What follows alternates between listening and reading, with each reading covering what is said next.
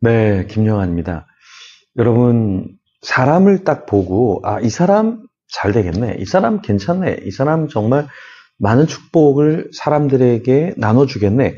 이렇게 사람을 볼 줄 아는 안목, 여러분은 그것을 갖고 계십니까?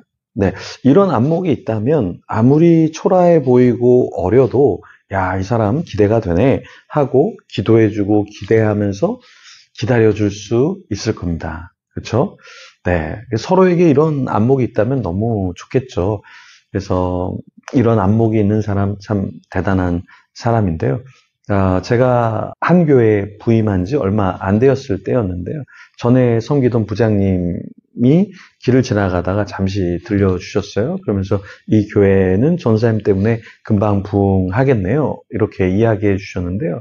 그때는 그게 무슨 말인지 몰랐는데요. 시간이 지나고 이제 부흥이 되고 그러면서 그분이 내가 나를 보지 못하는 어떤 것을 보고 있었나 보다. 이렇게 생각을 했었습니다. 그런데 이제 어느덧 제가 나이가 이제 들어서 사람들을 이렇게 보면 어린 사람일지라도 정말 기대가 되는 사람들이 있고요.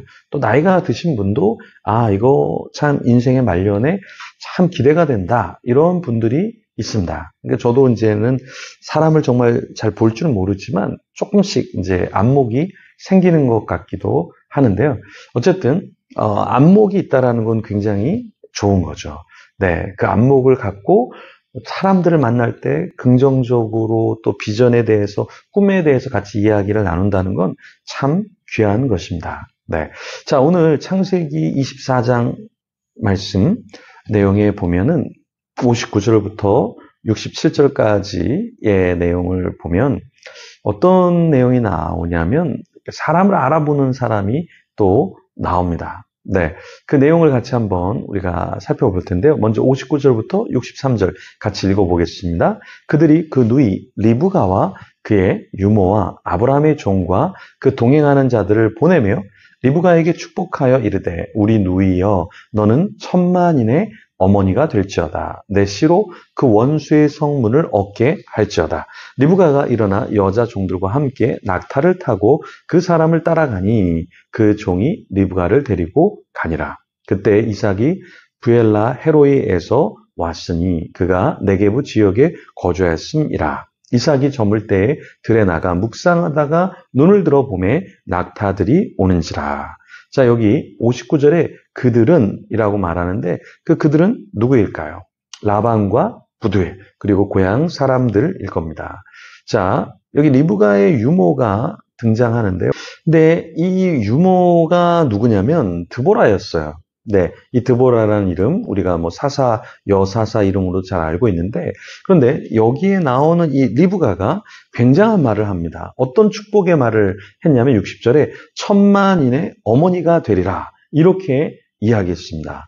와, 대단하죠? 유모가 무언가 이 리브가를 보면서 어떤 안목이 있었던 것 같아요. 그래서 축복을 하면서 우리 누이여 너는 천만인의 어머니가 될지어다. 60절에 이렇게 얘기합니다. 그리고 또 내 씨로 그 원수의 성문을 얻게 할지어다. 그냥 사람을 많이 낳는 정도가 아니라 이제 너의 씨, 너의 자손, 너의 후손으로 말미암아 대단한 축복이 있을 거다라고 이야기를 했단 말이에요. 그래서 뭐 어떤 천만인의 어머니만 되는 것이 아니라 너의 씨로 원수의 성문을 얻게 될 것이다. 승리를 하게 될 것이다. 이렇게 미래의 일을 예견했다라는 겁니다. 자, 여러분은 어떤 축복의 말을 들었나요? 어떤 축복의 말을 기억하십니까?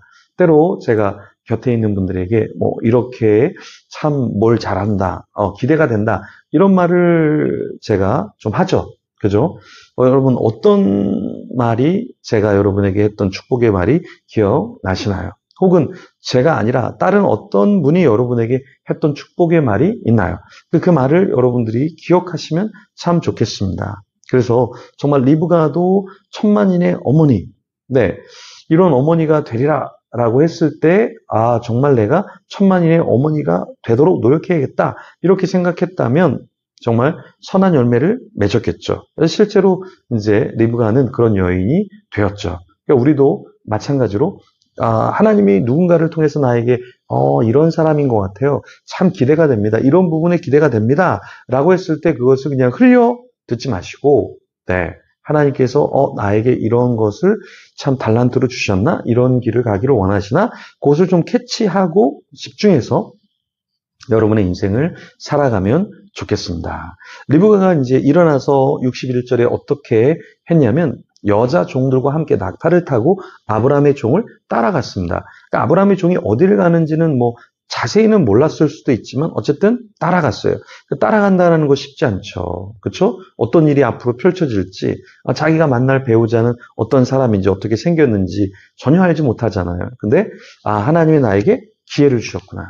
나에게 좋은 만남을 주셨구나. 나를 천만인의 어머니가 되게 하시려는구나. 그것을 믿고 신뢰하면서 따라 나섰던 것이죠. 앞에 어떤 것이 주어지진 않았지만 주어질 것을 기대하는 가운데 믿음으로 나갔던 것이죠. 그런데 그 배우자가 되는 이삭, 그 배우자가 되는 그 이삭이 어떻게 시간을 보내고 있었죠? 62절에 보니까 묵상하고 있었어요. 이삭이 그냥 가만히 놀다가 부인이 오네? 이렇게 맞이했던 게 아니라 묵상했다 그랬어요. 그것은 그냥 어떤 인문학을 공부한 것, 그런 것이 아니라 하나님의 말씀, 하나님에 대해서 자신의 삶에 대해서 뭔가 생각하고 있었다라는 거죠. 그렇죠? 그래서 성경은 이 아브라함의 아들, 이 이삭, 약속의 자녀가 그냥 대충대충 사는 그런 사람이 아니라 묵상했다. 라는 말을 하고 있습니다. 그리고 눈을 들어서 이렇게 보니까 낙타들이 오는 것을 봤죠. 그렇죠? 낙타들이 돌아오네? 나의 배우자가 오나? 이런 생각을 했겠죠.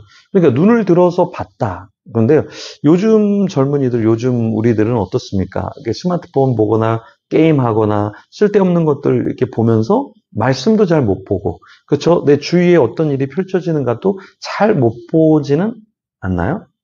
그렇죠? 그래서 우리는 정말 봐야 될 것을 보고 또 묵상하면서 하나님이 나에게 어떤 인생의 길을 펼쳐주실까? 어떤 축복의 길을 펼쳐주실까? 그것을 좀 묵상하고 기대하면서 우리 인생을 살아야겠습니다. 그래서 오늘 하루도 한 주도 하나님이 어떻게 나의 인생을 펼쳐가 주실까? 어떤 만남을 허락해 주실까? 어떤 일을 허락해 주실까? 어떤 축복을 허락해 주실까? 안목이 있는 사람이 나를 보고 이야기해 주도록, 또 나도 어떤 사람을 보고 안목이 있다면 그 사람의 장점, 그 사람이 개선할 단점에 대해서 조심스럽게 이야기해 주면 어떨까요? 오늘 하루도 주님 안에서 좋은 만남, 또 주님을 더 묵상하고 하나님의 역사하심을 기대하는 저와 여러분이 되기를 소망합니다. 이 시간에 같이 기도하며 하나님 앞에 나아가겠습니다.